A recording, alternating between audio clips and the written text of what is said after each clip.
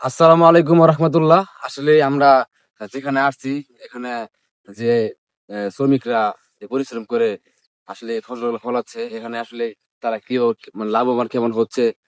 আমি একটা ভাই এখানে আছে, কাজ করতেছে, ওনার ক্ষেত। হয়তো ওনাকে একটু জিজ্ঞেস করতে চাই যে আসলে আপনারা কিভাবে কি করতেছেন, খরচ কেমন, এই যে আছে এগুলো জিজ্ঞেস করি। আচ্ছা, আসসালামু আলাইকুম ভাই, কেমন আছেন? ওয়ালাইকুম আসসালাম। কেমন আছেন?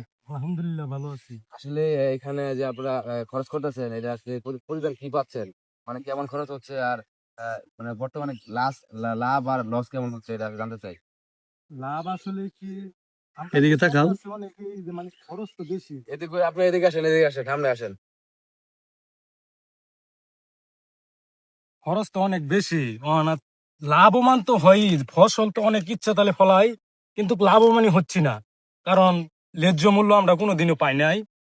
আমরা যা পরিশ্রমী করে যাই, ন্যায্য মূল্য যারা স্টকে মাল রাখে তারাই বেশিরভাগ আমরা বেশি এটা পাই না। আচ্ছা, এই এই এই ফসল যে আপনার ফলান, এখানে কি কোনো দালালের হাত আছে? যে আপনার মালটা এখানে লোডবান করে দেয়, তারপরে দালালের দাম বাড়ায়, এমন কোনো সিন্ডিকেট আছে নাকি এখানে আপনাদের এখানে? দালাল ছাড়া তো কোনো মালই যায় না, সবকিছুই দালালের মাধ্যমে আসে। আমরা এই চারাটা আনছি দালালের মাধ্যমে, এবং কি বীজটাও পাই যে দালালের মাধ্যমে। সবকিছু মিলে দালালের মাধ্যমে ছাড়া তো কিছুই হয় না, সবকিছুতেই দালাল আছে। আচ্ছা এভরিওয়ান, আসলে শুনতে পাচ্ছেন যে আসলে দালালের জন্য কিন্তু পুরো দেশটা আসলে মানে অন্যদিকে যাচ্ছে গা।